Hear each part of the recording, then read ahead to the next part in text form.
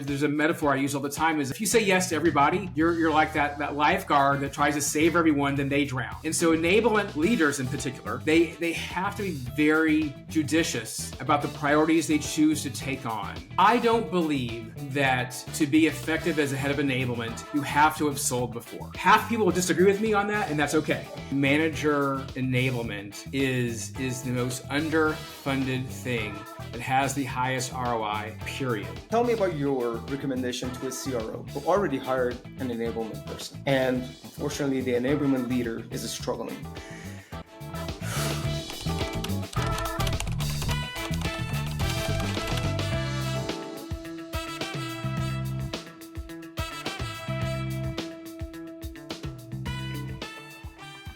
Hey, Dave. How have you been? I've been very good. Good to see you. Good to see you as well. Look, I'm super excited because you're someone who's super deep into enablement. It's beyond just doing the job. So I want to hear from your perspective. How did you start and what are you working on these days? Yeah, it's been a journey, as I think most folks in enablement didn't plan on doing enablement. And it's such an up and coming space. So a million years ago, I was a sales trainer before we had the term enablement, and did that for a bunch of years. And then I went to the dark side. I was a salesperson, then a sales leader for a bunch of years. And then I was selling at an enablement technology company called SalesHood. And I really started to see that so many of these companies we were talking to were struggling to find a really good sales enablement leader. And I was saying, well, I know that person who's looking and this person's really good. And I was starting to very organically help people find new roles because I was seeing these patterns. And about 6.5 years ago, I took that idea and made it into a business. And so that was Enable Match. That's how it was born. And it was really just organically that many revenue leaders didn't just want a warm body in these enablement seats, that they actually wanted somebody who was revenue minded, was good with the team, like just they knew what they were doing. They weren't just talking, they were doing, they were action oriented. And that was my founding hypothesis. And 6.5 years later, my dumb little idea was not so dumb and not so little. And that's what I do now. Oh, there you go. Right on. 6-7 years running the business. It means you're doing something right. So congratulations. But let me start by asking, who is a great enabler? Because you mentioned if they want to get someone who actually is revenue minded, who can work with the team. Can we just expand on this a little bit, based on your experience working with a lot of enablers in this space?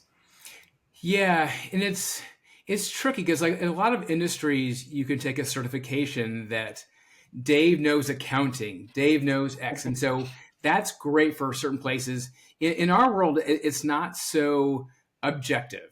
But I think there are things that you can index on and focus on that will kind of pull in the good folks. So I will say this, first and foremost, sales enablement is a people business. And when I say people, I don't mean people like them and they're friendly to others. Like, no. But what I mean is they have the desire and the ability to work well with the other stakeholders. So like as a very clear example, I had a person who I was working with a couple of years ago, and she said very clearly, she's a pretty high level, the reason I've been successful over the past 9-10 years at my company is I built up this internal capital with other stakeholders, marketing, operations, HR, sales organization, to get stuff done. It's that capital that has allowed me to get major programs off the ground and be successful. And so when I talk about people skills, I talk about the ability to accrue this capital, to know how and when and where to spend that capital. And that's not something you learn in school. It's something you just kind of have a sense for. And so just kind of understanding how I want to work with these people to get my programs off the ground and successful. So I think a lot about that part of it. And I also think about like the good ones, especially as you talk about enablement leaders, they're not yes people. In fact, the really good ones are very good no people. People might understand these examples, but like if you're a head of enablement and your CMO comes to you and says, hey, I have this great new 45-page deck that I want to certify the organization on next month. Go make that happen. The bad enablers say I'm on it, but the good enablement folks, they have the gravitas, the wherewithal to say, I hear you, but let's talk about it because 45 slides is not so practical for the sales organization. And secondarily, like, why exactly are we doing this? And maybe we want to pick the best 4 or 5 slides and figure out that. And like, because that's really what they will actually use. And so the ability to push back is so essential. And like that is something that a lot of folks truly struggle with. It's not just in their natural DNA. And so having that gravitas will make them successful. There's a metaphor I use all the time is if like you're the if you say yes to everybody, you're like that lifeguard that tries to save everyone, then they drown. And so enablement leaders in particular, but everybody enablement, they have to be very judicious about the priorities they choose to take on. And if everything is a priority, then nothing's a priority. And so I think the good ones really are savvy about pushing back with their boss and other executives to really hold themselves and the organization accountable to those priorities. Like those are a couple things. You can also talk about best practices and understanding of what are good best practices. What I see a lot of times is a CRO might say, "Oh, here's this old sales leader I know from the past. I want to make 1,000 of him or her, and then make that person my enablement person." But there is a thing about best practices in our space that how you get things done effectively. Like there's just things, tricks of the trade, and so I think people who have some time in the saddle are really good.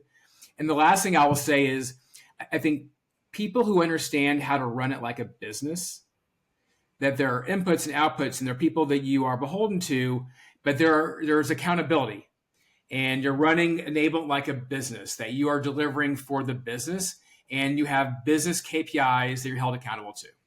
That's if you can get all of that in one person, that's a pretty good start. I would say so too. Like this is so fascinating. What you're saying, you're describing a very, very capable enterprise seller, but right now your audience is more internal. So Yes. first and foremost, do your discovery. And honestly, a great leader, whether it be a CMO or a CRO or whoever you're reporting to, they want to hear different ideas. They want to hear pushback. Maybe they don't even know much about enablement as you do. So giving that reality check by saying, hey, I'm not taking orders. Let's have a conversation to really break this down and see if we are spending like $2 million on a sales methodology that nobody's going to adopt. And I'm hearing this over and over again in this podcast. Someone just came in just recently. We rolled out $2 million and poof, nothing happened. So Yes. this is a good example just to throw out there. Like, hey, why do we even considering this project? Why are we just looking at this project? Let's just go through this wise and understand like where I sit in terms of being a strategic partner rather than someone who's taking your order. And I think that requires a lot of guts Yes. and professionalism to do this tactically for the benefit of the business, as you said. This is really fascinating. And I'll piggyback on your point. I it's incumbent upon a lot of the revenue and operations leaders who are working with enablement to not always have the answers and be open to ideas and feedback. And so what I always think about is the head of enablement and the head of revenue need to come to an agreement on what are the priorities, like the what. Like, what do we focus on this quarter or this year? New logos, expansion, whatever that what is. But defer to enablement on the how. So, all right, how are we going to go about getting the team better at discovery? How are we going to go about building programs for logo expansion, wherever that is? But again, we agree on the what, but be a little bit deferential to the enablement folks on how you actually get that part of it done. Because as I said before, there are best practices and tricks of the trade that they can bring to the table, and just be open to the fact that the way it's maybe worked in the past is not really the best way today.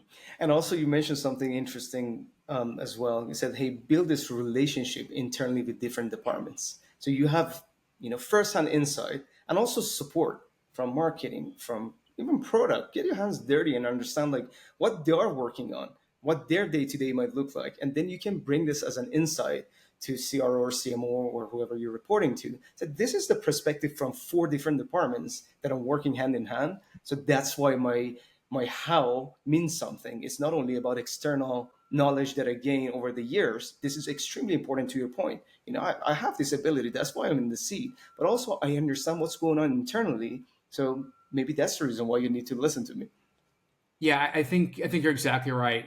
And I always talk about, if you're the enablement leader in particular, and you're in the meeting with your revenue leader, like you need to speak up and have a point of view. And when done properly, you're a two-way conduit between the sales leadership team and the field. Like things you're observing in the field and sharing that back with the leaders are like, hey, that deck we just rolled out, like it's not, no one's really using it, it's not working. So you're passing information from the field to the leaders, which maybe it's not exactly what they hear through their normal one-on-ones and what they do.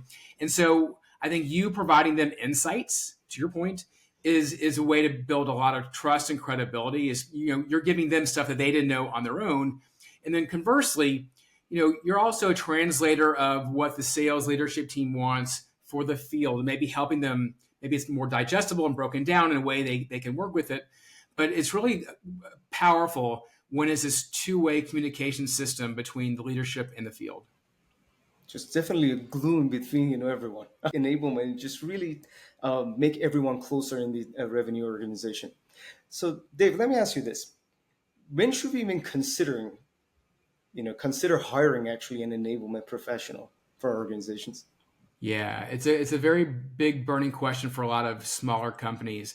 And the way I think about it is as follows. If you're early and you're not quite sure what playbooks work, like what the motion is that will result in a win, it's probably too early. Like if you're throwing spaghetti against the wall and saying, let's try this messaging and let's try this playbook, that's probably too early because you have nothing to replicate. You have nothing to clone.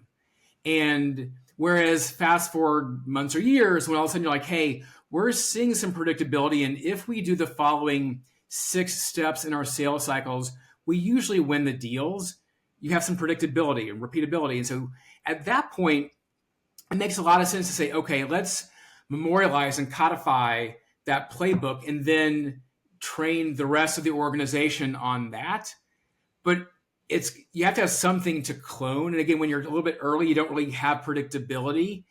It's probably too early. So I think that for me, that's the inflection point is when you realize, okay, we kind of know how to win these deals.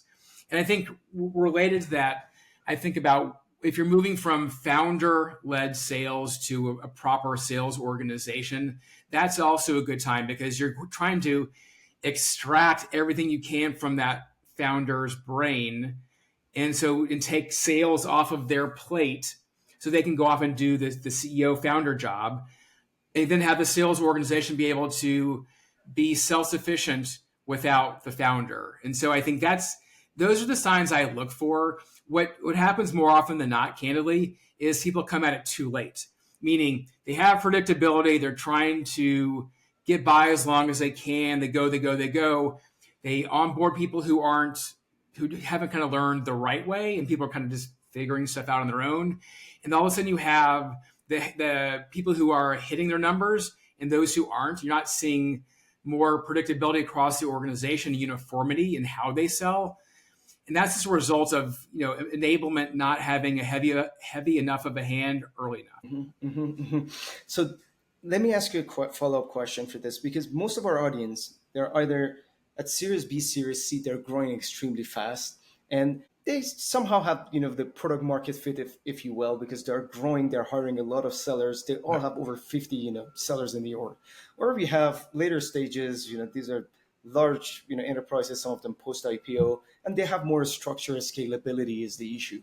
So for the guys that are looking at Series B, Series C, and they're growing, typically what we see is like head of sales still trying to somehow act as an enablement person, although maybe they never had a background in enablement. Yes. So they have maybe a performance coaches, or some of their leaders might just do some enablement here and there. What are the risks that you've noticed running this enablement organization this way at that stage?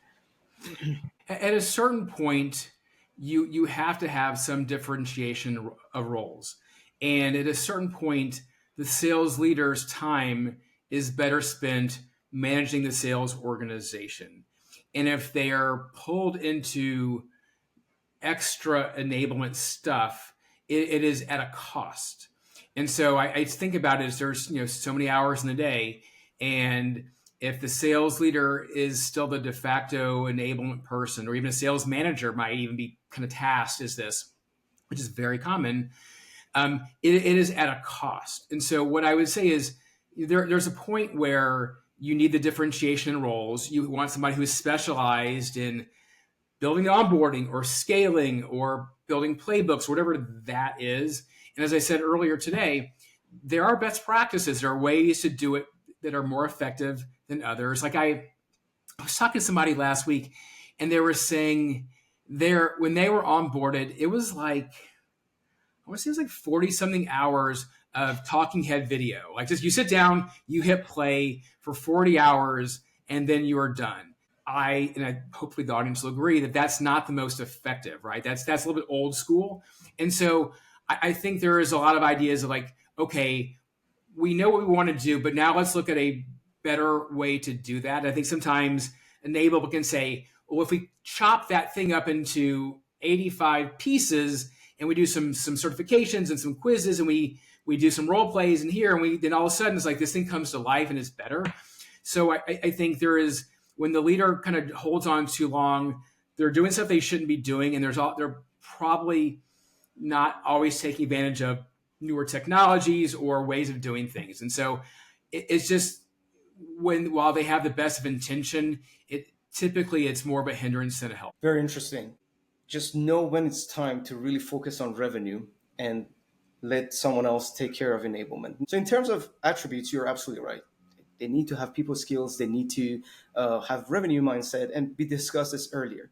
In terms of experience on the paper, I know this is not the best way to hire, and you are the expert. You tell me what works. But where do they need to actually start, and what to look for in terms of experiences to get things started? All right, I will say something that probably half of your audience will disagree with me on, so we'll be a little controversial here.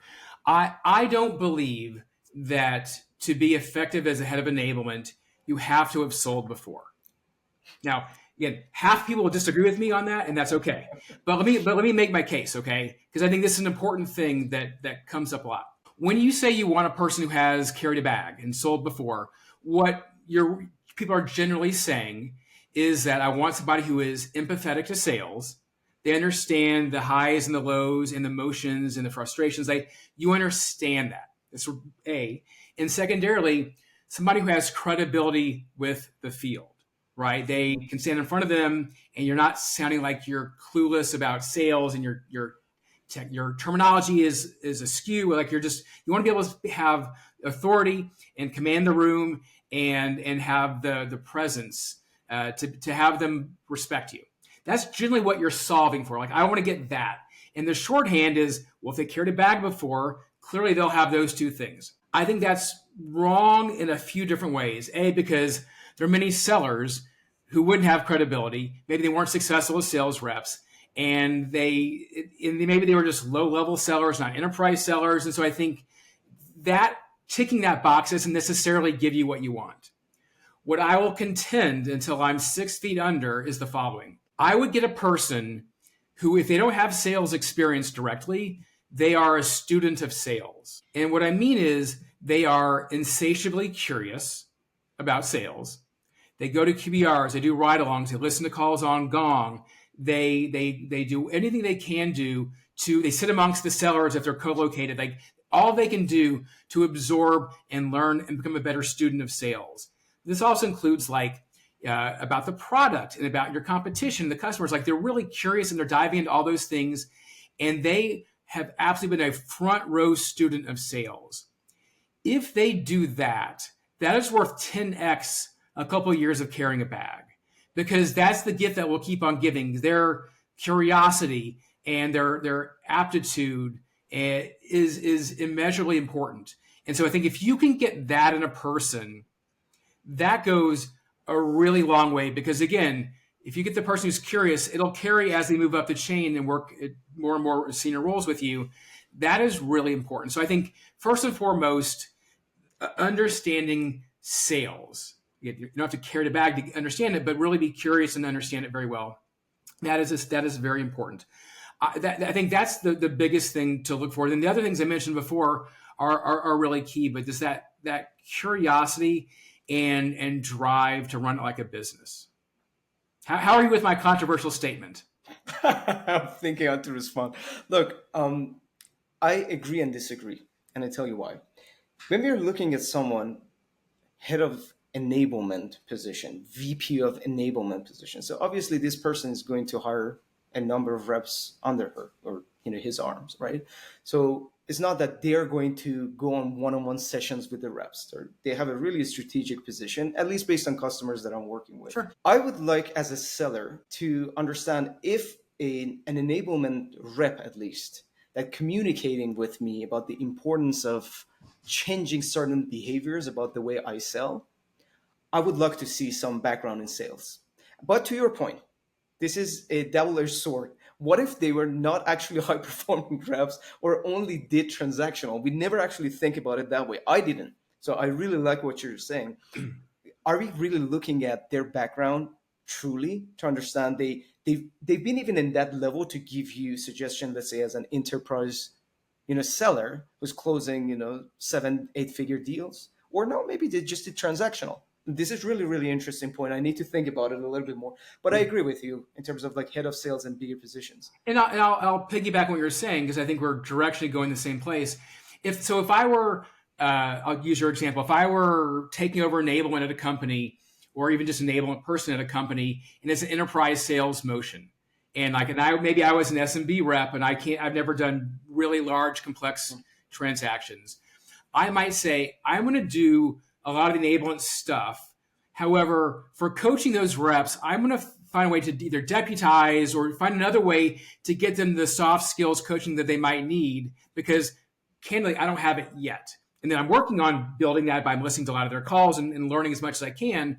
But maybe in the short term, I'm going to coach their managers, make sure their managers have a structured coaching program that they can give them. So it's not that I have to have all the answers.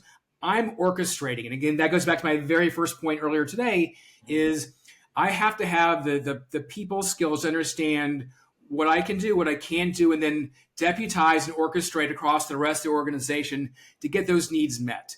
I'm not saying, me as the SMB rep going out there and trying to pretend like I've closed an 8-figure deal, but I'm saying know where I am and know where I'm not, and then solve it for it a different way. This is really fascinating. Tell me about like technology. So right now, again, one of the topics we talk about, coaching the coach, or giving coaching through your leadership. What is it that we can truly measure and say, my sales enablement leader brings certain, strategic advantages to the organization that technology alone cannot do? Yeah, and I'll first double down on the premise of I think manager enablement is the most underfunded thing that has the highest ROI, period.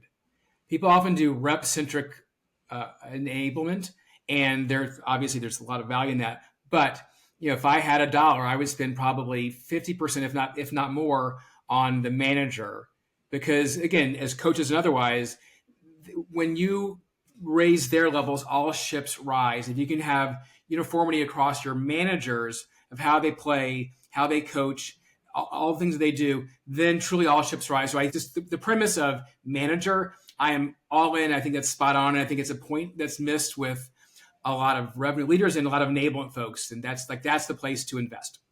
Having said that, yeah, I think, technology it's falling from the trees right now, and it's doing a lot of really amazing stuff. I'm a big fan and believer in leveraging technologies across enablement and the go-to-market function in general.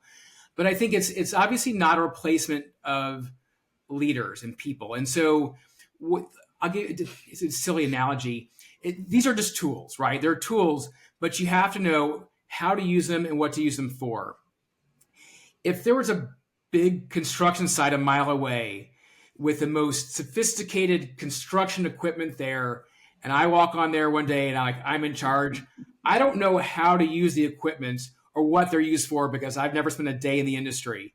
And so if I don't know that, I don't care how great the technology is or the equipment is, it doesn't matter. And so I think as I think about the technology and how it's kind of coming into our space, it's incumbent upon us to understand, the fundamentals of our roles have not changed. Like we're here to grow revenue and to solve revenue problems. And in some ways, the technology can be a distraction to that because there's just so much noise going on.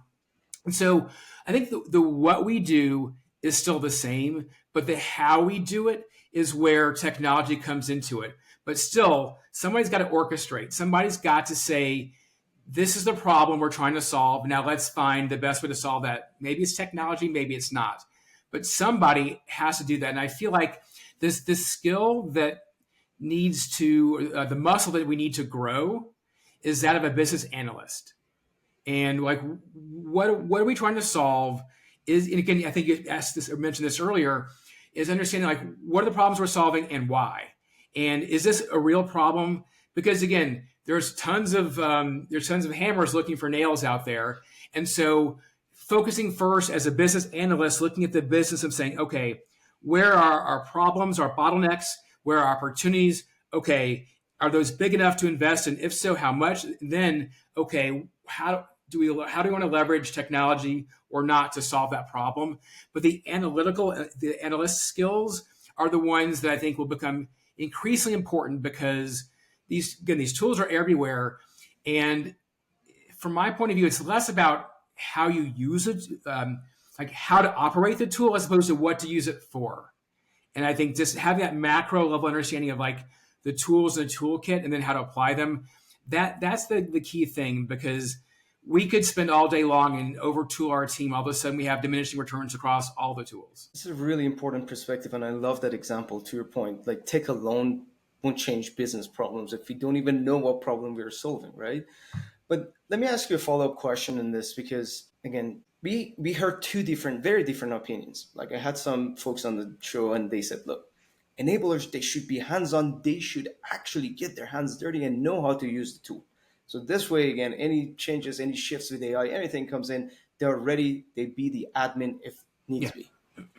Some other folks said, no, you have to, again, be strategic and find people who can leverage the tool. You bring the vision as to why we need this, these tools to be in place in the first place. So I wanted to hear your perspective.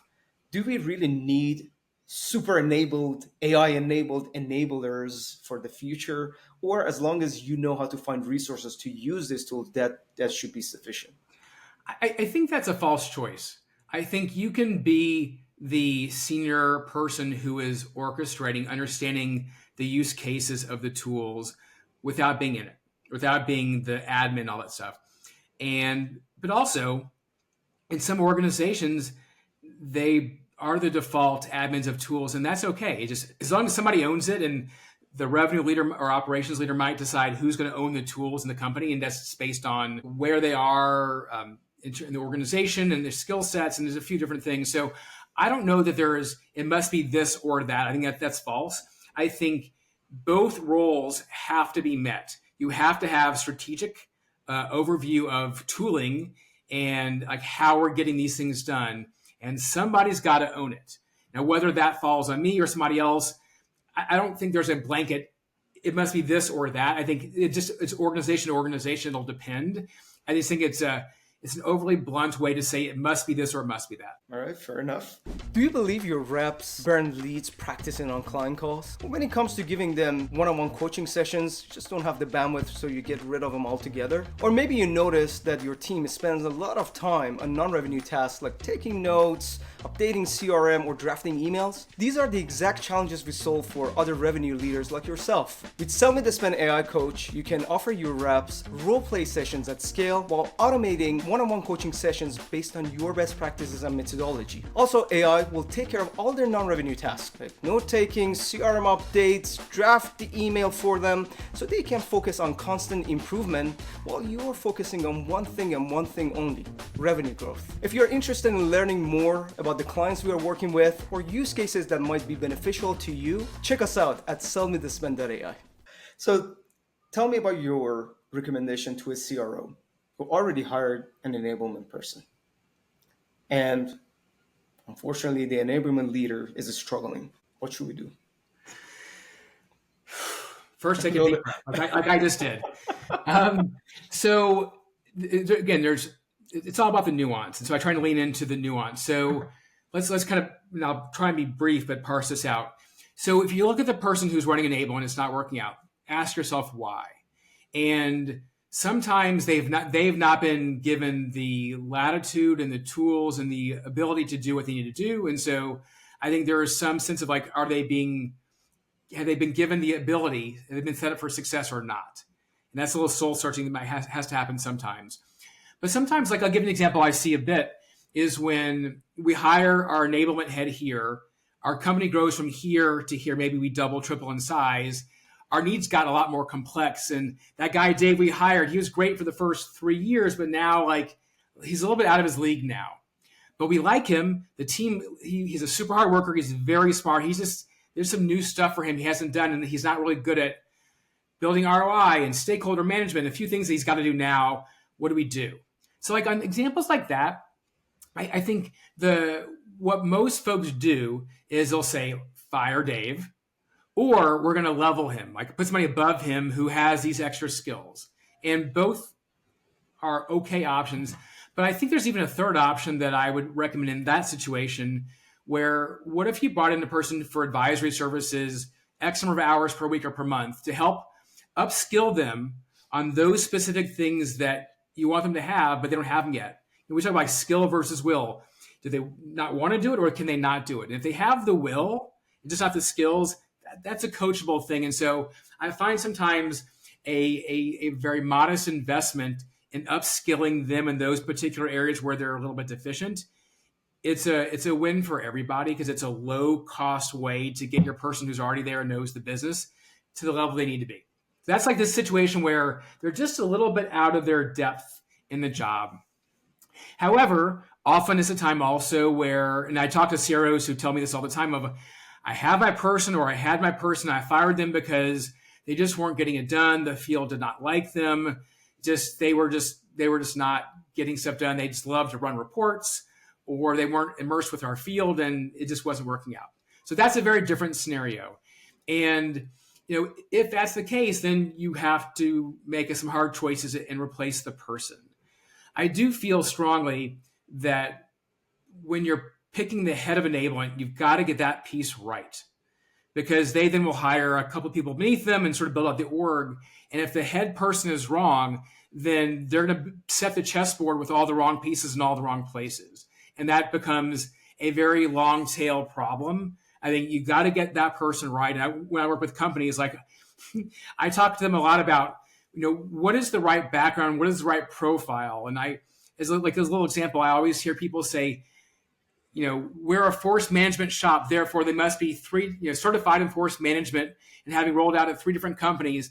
And we're in the cybersecurity space, therefore they must have come from that space. They have all these things they really firmly believe are must-haves. And part of what I do is I kind of talk about those ledges sometimes. Like, I get your point, but if you over-index on those things, it's at the expense of things that are probably going to be more important. Like, they can learn cyber. They can learn these things. Like, that's doable. But if they stink at their job and they don't have the gravitas or the relationship building skills, I don't care how good you are at force management, it's not going to matter. And so I try and help them index on the right things that give the biggest ROI. And sometimes they're off, sometimes they're on. But I think really getting that head right, and then can you build the team from there. You didn't mention this, but I'll throw this out there now. I think one of the things that a lot of folks get a little bit wrong on staffing is it's all about the FTEs. Like, I'm going to hire 4 or 5 people for Mhm. this part of the, to manage this part of the portfolio of stuff, and this person for this part, and this person for this part. And I think even like we're gonna roll out force management next quarter. I'm gonna hire an expert at that because that's the DNA of how we want to sell. My strong contention is when you have a short term, high stakes project like a rollout or a sales kickoff or building battle cards or playbooks, like those are short term things. Like you build Mhm. them and they get maintained, but you're building it and rolling out once. In those things, the best ROI, both in terms of time and money, is you staff your team with your FTEs for your ongoing needs. But when you have these acute, short term, high value things, that's what consultants do. So if you said my sales team, they're great, but they stink at discovery. Their discovery skills are they're just not as strong as they need to be, and it's costing us. We're losing deals, and it's eroding our margins because we can't negotiate well, and so we need to get better at discovery. Dave on my team, go off and figure it out and build it and roll it out so we can get better at that. That's what most folks do, and it makes sense. I have a guy, and he's a smart guy. He'll figure it out. But what I would contend is if it's really a high value thing, you want to bring in an expert who's rolled out discovery skills at 5, 10 different companies with great success. It's already built and they can customize it as they need to. They can come in, be airdropped in, and knock that out of the park. And it's quicker. They're better at it because it's battle proven. They've done it a bunch of times. That is a better return on the investment than Dave going off and figuring it out and coming back with the best he could do and doing a B minus level job. And so I think of hybrid workforces, like a different complexion of full time versus some fractional, as a way to really staff. But it all starts with the head. I love this.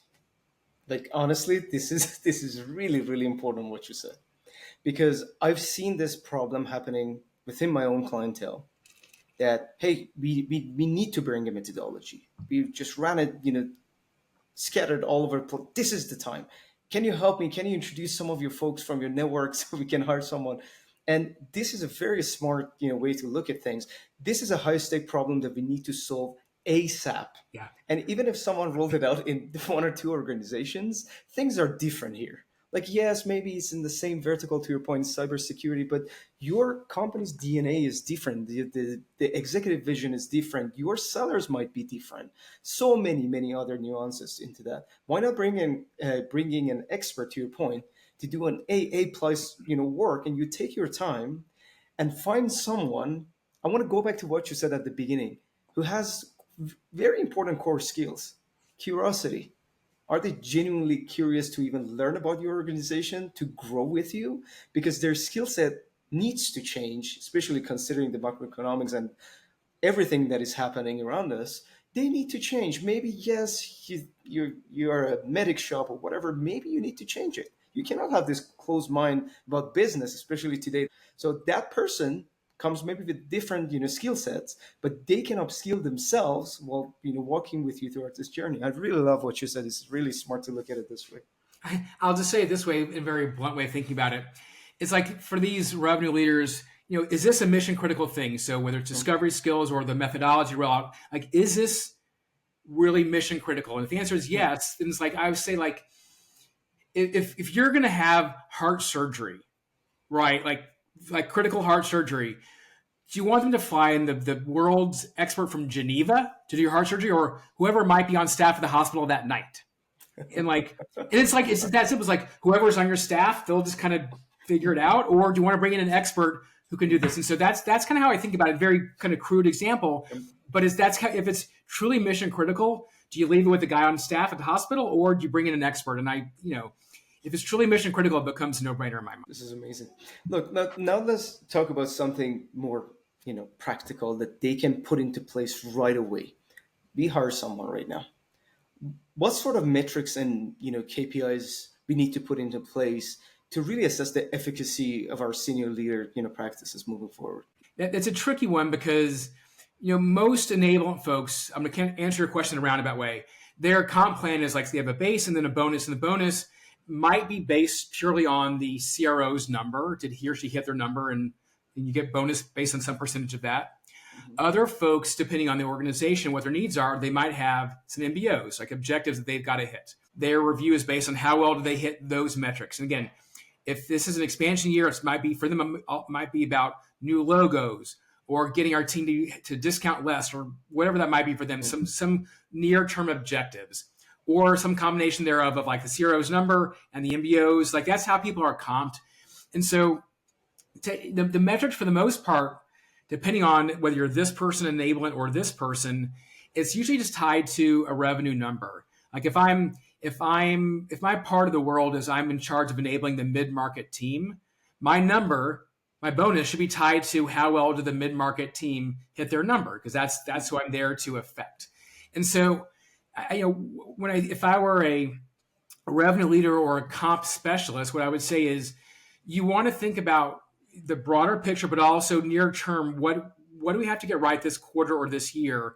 And you kind of bonus them based on those near term things. Because at the end of the day, it's all about attainment. But what that looks like from organization to organization might vary based on maturity of company and stage of growth.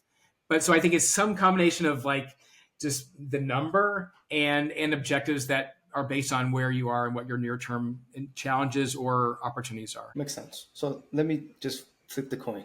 Not for enablers out there, because we always talk about what's a good comp plan for our sellers. Yeah. So someone was mentioning like, yes, there are different structures, but what really works best for a seller to earn as much as possible? Which one of these models do you think, based on your experience, you've seen that be more lucrative for enablers out there? Yeah, I'm a big believer in the hybrid of like, say 50% based on the number and 50% based on objectives, because ultimately we all have some skin in the game. So being tied to the number makes a lot of sense. But also I want things as enabler that I can control and that I'm like, I know are a little more tactical and near term, Yeah. that I have more direct influence over. So I'm a big believer in that. I cringe when people don't have a variable component to their comp plans. It Yeah. happens, but I think they should have some skin in the game, and that the objectives really should reflect just like some very much what do we have to get done this quarter or this year that are mission critical, and have me maniacally focused on that. Like we always joke, sales reps are coin operated. Like you build their comp plan this way, they're going to do that. And this is, the MBOs are enablement's version of that. Of like, I'm going to get them to turn these dials. And if that happens, if you say, my half of my bonus is based on these MBOs, you can't keep changing priorities midway through the year 5 times. Like we gotta adjust those things. So I think it needs to have some grounding and some permanence. And if things change, that's great. Then maybe switch up my MBOs. But I do think the hybrid approach is the one that works best. Awesome.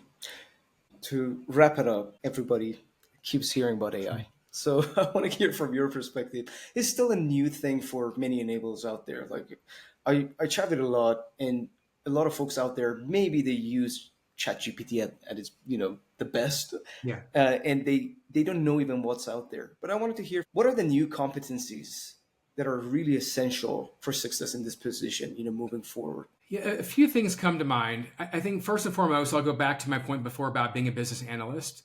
Again, it's just another tool. So how do you apply the tool to the business? So I think that's just foundational.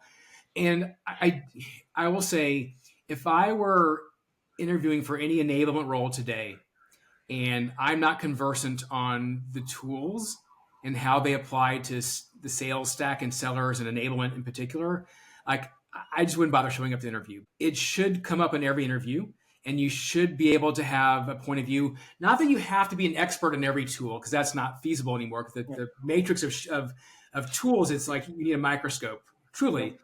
And so I don't think it's about knowing all the tools, but knowing categories and what this tool does versus that tool, and how they can be used to drive results.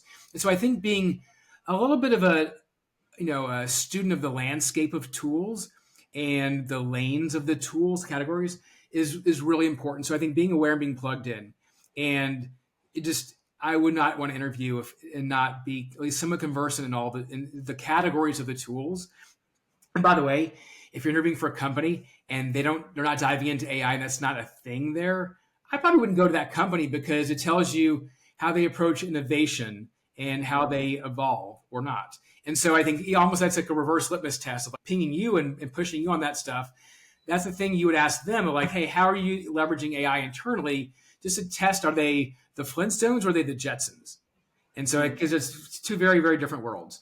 So I think I would think about that competency of just having a sense of the landscape. You don't have to be a technologist, but you Mhm. have to understand the applications of the technology. And so I think that's the thing I think about. And the last thing I'll say is there's so much to buy. And so understanding how to build a use case, like an ROI use case for like, we're going to Mhm. spend, $80,000 on a call intelligence platform. So what's that going to get us? What problem are we solving and all that stuff. And so building an ROI around that. And because somebody in finance, probably a CFO, is going to have to sign a check for it. And if you can't build a business case for these tools, you're not going to get approval. All right. So I guess we finish it on a high note, and really appreciate you joining me today. Like I really enjoyed this conversation and hope you guys really learned something new today. And Dave, if someone wants to reach out to you first and foremost, can they and how? You can go to enablematch.com and there's a form there, or Dave at enablematch.com. All those work. LinkedIn as well, Dave Lichtman, Lichtman. But I'm not hard to find. All right. Amazing. All right, man. All the best and until next time. All right, Bye for now. cheers. Cheers.